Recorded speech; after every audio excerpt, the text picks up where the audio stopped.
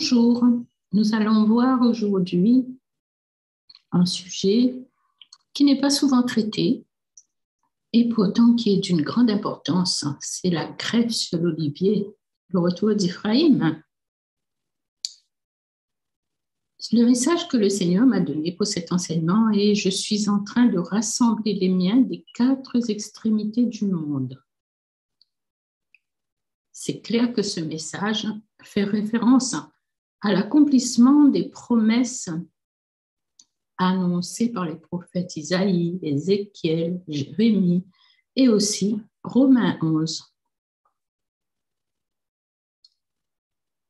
Je vais vous lire un passage, quelques passages. Isaïe 11 au verset 11-12 nous dit « Dans ce même temps, le Seigneur étendra une fois encore sa main pour racheter le reste de son peuple, dispersé en Assyrie et en Égypte, à Patros et en Éthiopie, à Élam, à Shinéar et à Hamath, et dans les îles de la mer. Il élèvera une bannière sur les nations, il rassemblera les exilés d'Israël et il recueillera les dispersés de Juda des 4 extrémités de la terre. » Alors, quel est le plan de Dieu pour rassembler les siens des 4 extrémités de la terre? On va essayer de comprendre comment ce temps qui est si attendu a été annoncé et comment l'ensemble du corps du Mashiach doit coopérer avec lui pour le voir s'accomplir. Ce message est d'une grande actualité. Voyons quelques versets qui parlent de ce plan prévu par Elohim et nous allons voir que l'épître de Paul aux Romains, en Romains 11, prend tout son sens. Ézéchiel 36, verset 24, « Je vous retirerai d'entre les nations, je vous rassemblerai de tous les pays, et je vous ramènerai dans votre pays. » Isaïe 43, verset 6, « Je dirai au septentrion, donne, et au midi, ne retiens point. Fais venir mes fils des pays lointains et mes filles de l'extrémité de la terre. » Jérémie 30, au verset 3, « Voici, les jours viennent, dit l'Éternel, où je ramènerai les captifs de mon peuple d'Israël et de Juda, dit l'Éternel. Je les ramènerai dans le pays que j'ai donné à leur père et ils le posséderont. » Ézéchiel 34, au verset 13, « Je les retirerai d'entre les peuples, je les rassemblerai des diverses contrées et je les ramènerai dans leur pays. Je les ferai paître sur les montagnes d'Israël, le long des ruisseaux et dans tous les lieux habités du pays. » Ézéchiel 37, 21, « Et tu leur diras ainsi, parle le Seigneur, l'Éternel, voici, je prendrai les enfants d'Israël du milieu des nations où ils sont allés, je les rassemblerai de toutes parts et je les ramènerai dans leur pays. » Entendons-nous le cœur du Père qui parle dans ces versets. Père et berger qui va à la recherche des siens et pas une seule brebis ne doit se perdre. Ézéchiel 34, versets 11 à 15. En effet, voici ce que dit le Seigneur l'Éternel. Je m'occuperai moi-même de mes brebis. Je veillerai sur elles. Tout comme un berger part à la recherche de son troupeau quand il se trouve au milieu de ses brebis et qu'elles sont dispersées, je veillerai sur mes brebis et je les arracherai de tous les endroits où elles ont été éparpillées, un jour de ténèbres et d'obscurité. Je les ferai sortir des divers peuples, je les rassemblerai des divers pays et je les ramènerai sur leur territoire. Je les conduirai sur les montagnes d'Israël, le long des cours d'eau et dans tous les endroits habités du pays. Je les conduirai dans un bon pâturage et leur domaine se trouvera sur les hautes montagnes d'Israël. Là, elles se reposeront dans un domaine agréable et elles brouteront dans de riches pâturages sur les montagnes d'Israël. C'est moi qui prendrai soin de mes brebis. C'est moi qui les ferai se reposer, déclare le Seigneur, l'Éternel. Tous ces versets nous parlent de la réunification des 12 tribus, dispersées dans la mer des nations, du retour d'Éphraïm. C'est une des prières que le peuple juif dit chaque jour, 3 fois par jour. Il demande à Hachem de sonner du grand chauffard. Sonne du grand chauffard pour notre libération. Élève l'étendard pour rassembler nos exils. Rassemble-nous tous ensemble des 4 coins de la terre vers notre pays. Sois béni, ô Éternel, qui rassemble les dispersés de son peuple, Israël. Nous voyons donc que ce peuple soupire après la délivrance finale. 3 fois par jour, tous ensemble, dans les communautés, demandent et prient. Et écoutez ce que disaient les apôtres du Seigneur dans Acte 1 au verset 6. Alors, les apôtres réunis lui demandèrent, « Seigneur, est-ce en ce temps que tu rétabliras le royaume d'Israël » Jean 10 au verset 16. Yeshua dit, « J'ai encore d'autres brebis qui ne sont pas de cette bergerie. Celles-là, il faut que je les amène. Elles entendront ma voix et il y aura un seul troupeau et un seul berger. » Nous voyons tous ces versets, nous entendons qu'il doit ramener le troupeau, qu'il doit chercher la brebis, mais aucun de ces versets nous dit de quelle manière Hachem va s'y prendre pour rassembler toutes les brebis égarées. Pourtant, le Harizal, dans un commentaire de son livre Le Sha'ar HaMitzvot, Parashat Re'eh, fait des exils d'Israël une loi de l'histoire en s'appuyant sur un verset de Zacharie 2, chapitre 2, verset 10, « Car comme aux 4 vents du ciel je vous ai dispersés, parole de l'Éternel. » Israël doit aller en exil.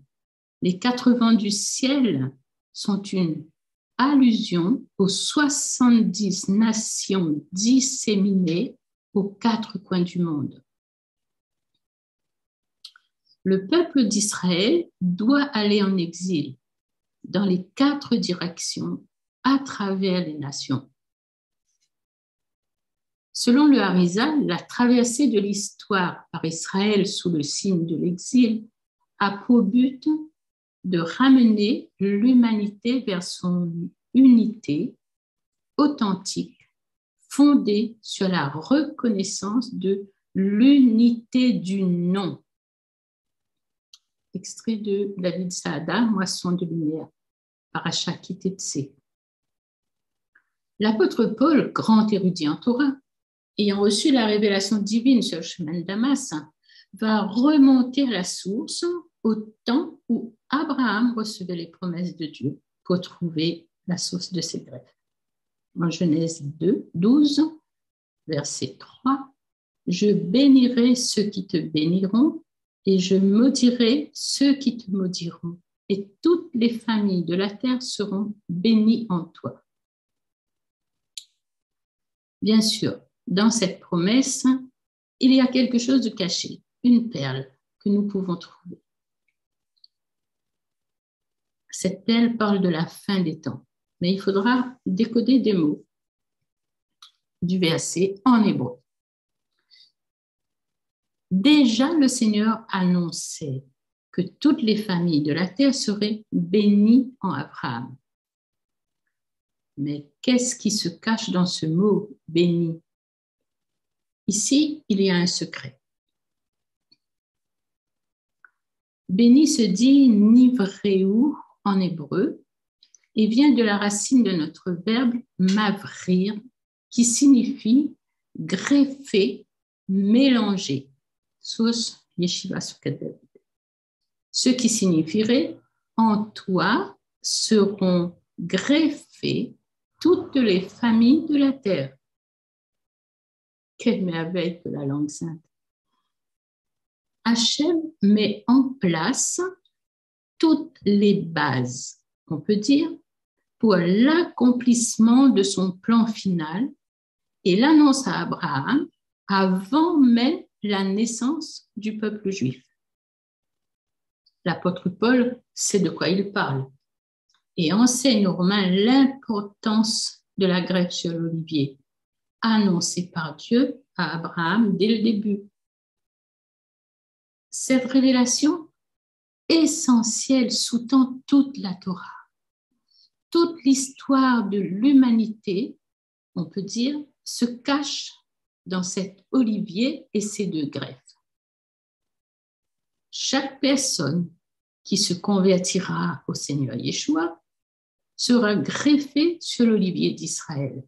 Ainsi s'accomplira la promesse faite à Abraham.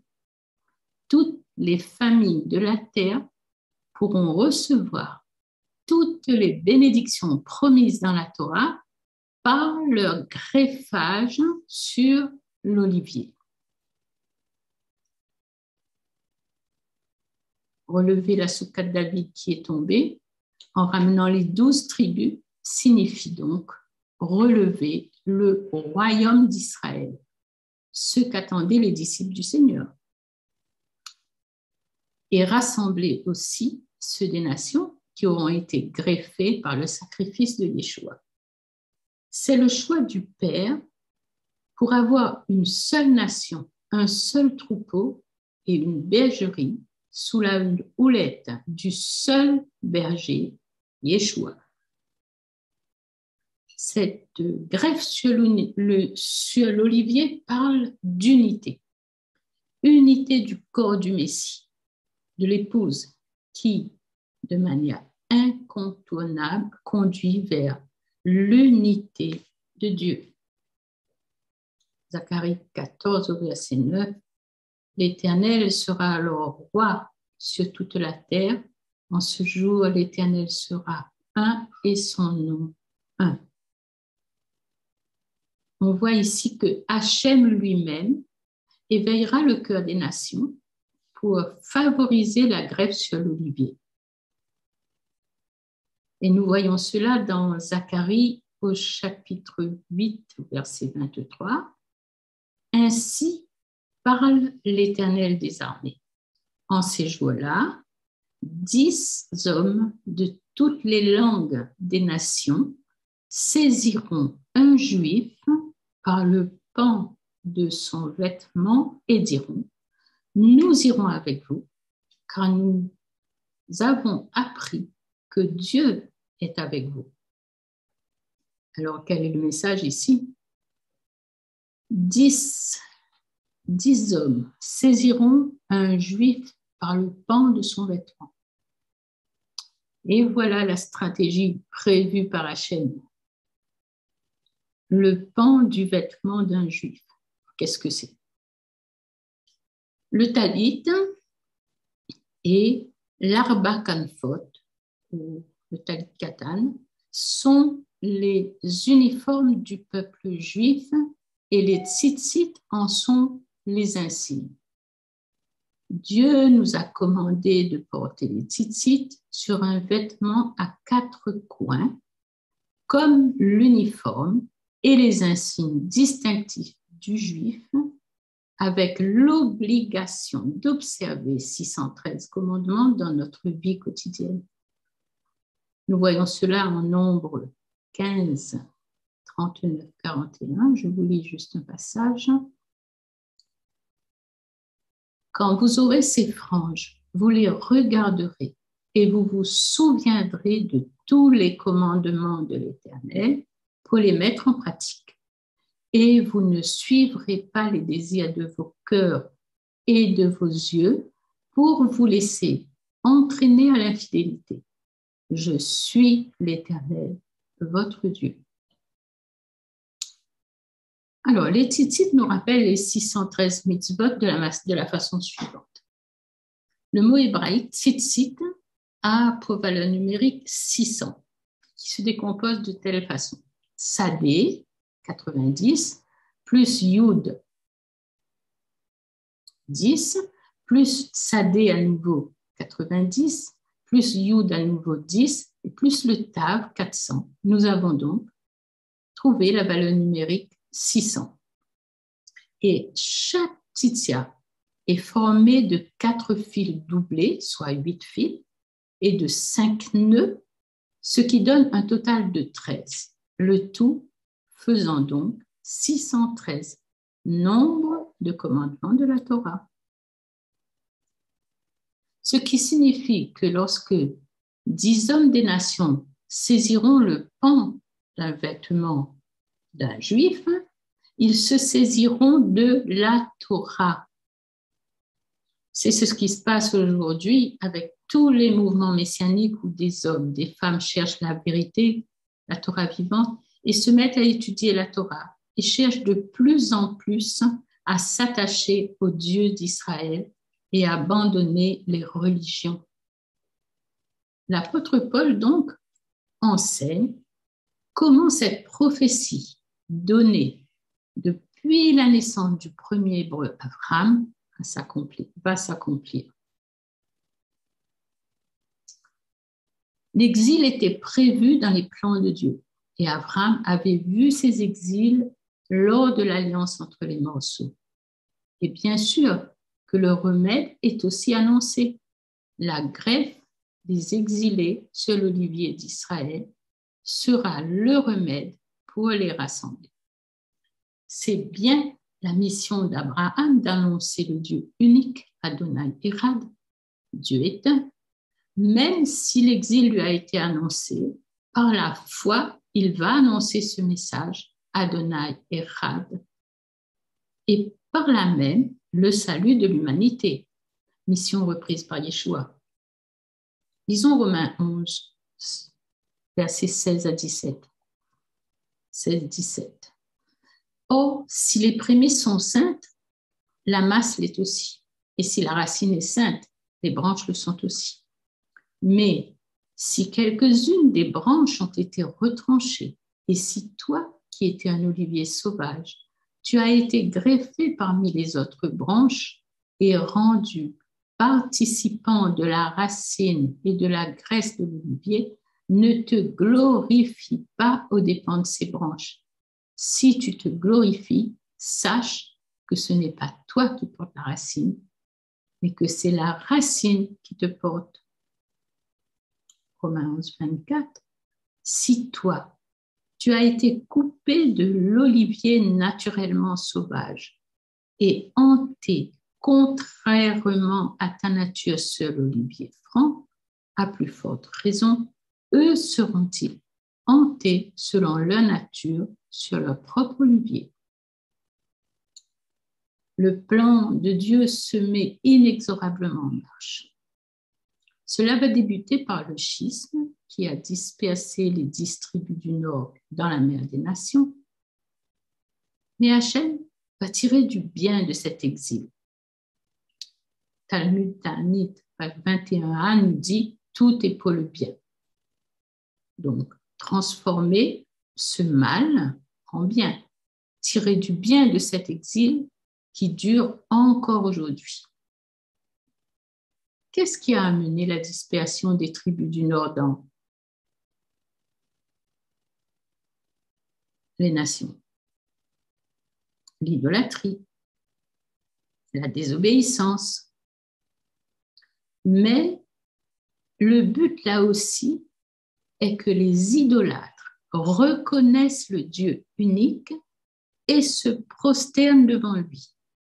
Comme Yitro, a reconnu qu'il n'y avait aucune force dans l'idolâtrie et a reconnu que maintenant je sais que Hachem est Elohim. Les nations reconnaîtront que Hachem est Elohim. Les nations qui reçoivent le salut en Yeshua seront greffées sur l'olivier d'Israël, porté par la racine Yeshua, et se nourriront à la même sève, à savoir la Torah. Ils apprendront à accomplir la loi, à demeurer dans ses commandements, à partager les promesses, les cultes, les alliances. L'apôtre Paul transmet donc aux nations le message que Dieu a donné à Abraham, comme nous l'avons vu plus haut. C'est en étant greffés sur l'olivier d'Israël que les nations connaîtront le Dieu unique et s'attacheront à lui. C'est vrai que l'homme a tendance à chercher des dieux de toutes parts, mais le but, c'est que tous, toute l'humanité, reconnaissent le Dieu unique, Adonai Echad, et que même les idolâtres et même les idoles, tous se prosterneront devant le Dieu un, Adonai Echad.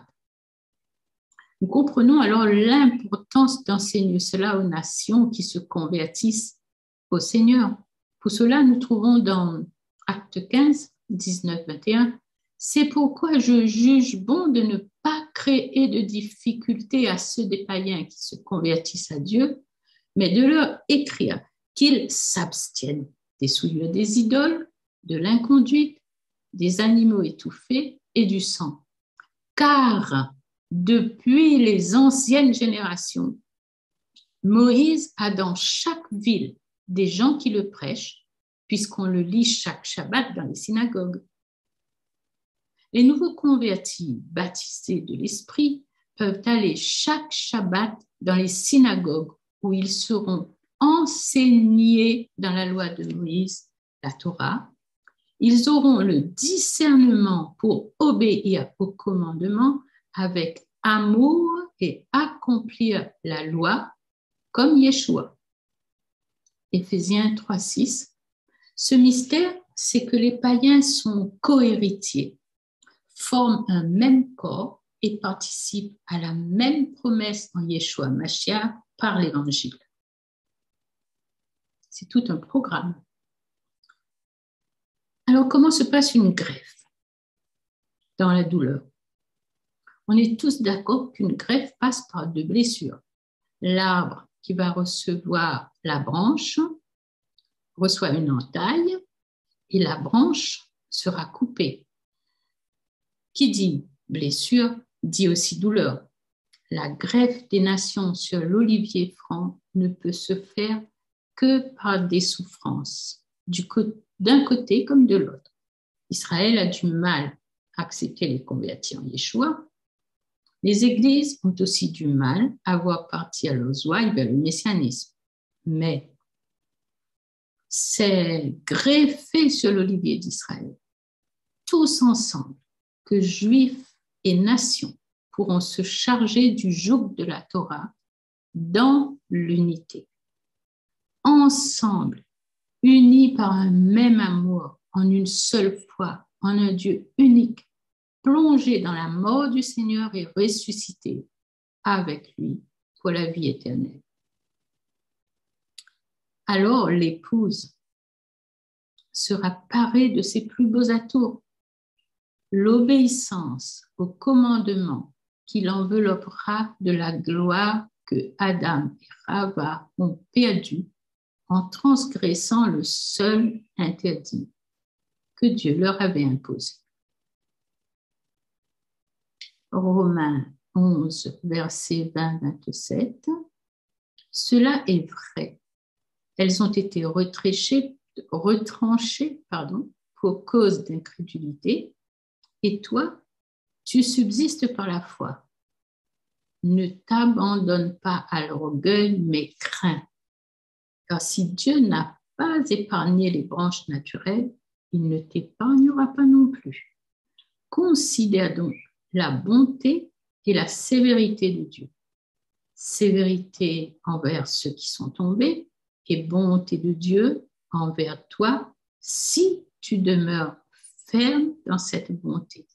Autrement, tu seras aussi retranché. Eux de même, s'ils ne persistent pas dans l'incrédulité, ils seront hantés, car Dieu est puissant pour les hanter de nouveau. Si toi, tu as été coupé de l'olivier naturellement sauvage et été, contrairement à ta nature, hanté sur l'olivier franc, à plus forte raison, eux seront-ils hantés selon leur nature sur leur propre olivier. Car je ne veux pas, frères, que vous ignoriez ce mystère, afin que vous ne vous regardiez point comme sages, c'est qu'une partie d'Israël est tombée dans l'endurcissement jusqu'à ce que la totalité des païens soit hantée. Et ainsi, tout Israël sera sauvé, selon qu'il est écrit, le libérateur viendra de Sion et il détournera de Jacob les impiétés.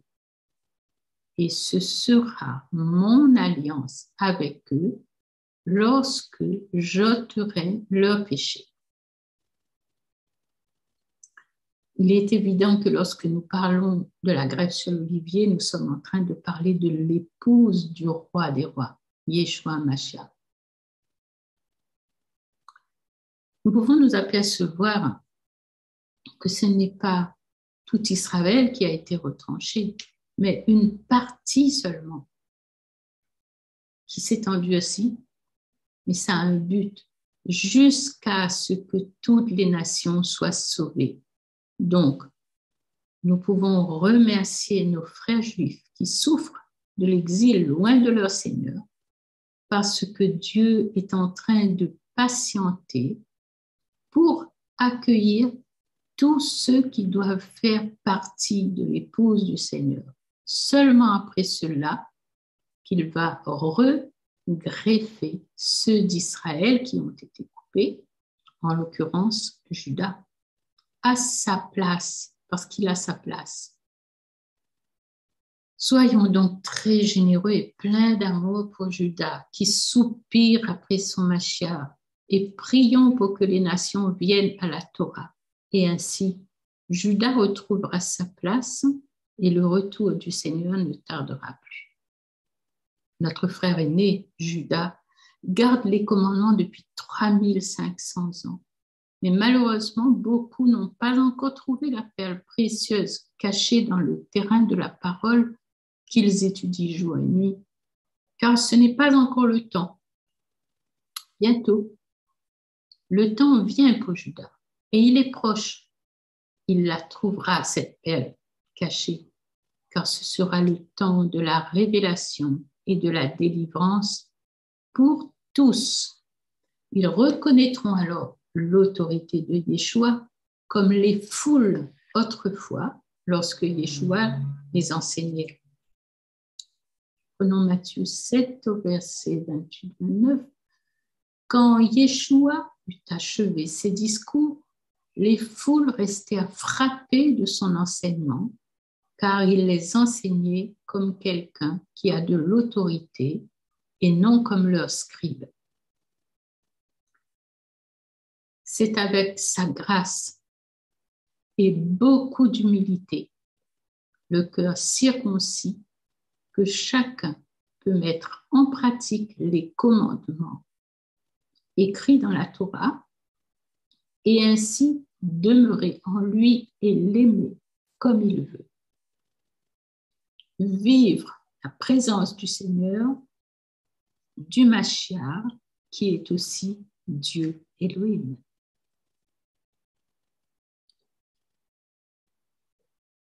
Lui, l'époux bien-aimé, qui a redonné à son épouse la capacité d'être à nouveau revêtue de gloire pour l'accueillir pour le repas des noces de la nuit. Nous avons eu la grâce, nous, de trouver le chemin de la Yeshiva Soukat David, qui nous enseigne dans la vérité émette et nous accompagne fidèlement. Nous voulons partager cette grâce avec tous ceux qui voudront ouvrir leur cœur pour se plonger avec délice dans les merveilles du grand Dieu d'Israël et être acteurs dans l'accomplissement de son plan pour la délivrance finale de l'humanité tout entière. Nous allons terminer ici. Viens, Seigneur Yeshua. Ton épouse a soif de ta présence, de ton retour. Reviens, Seigneur. Amen.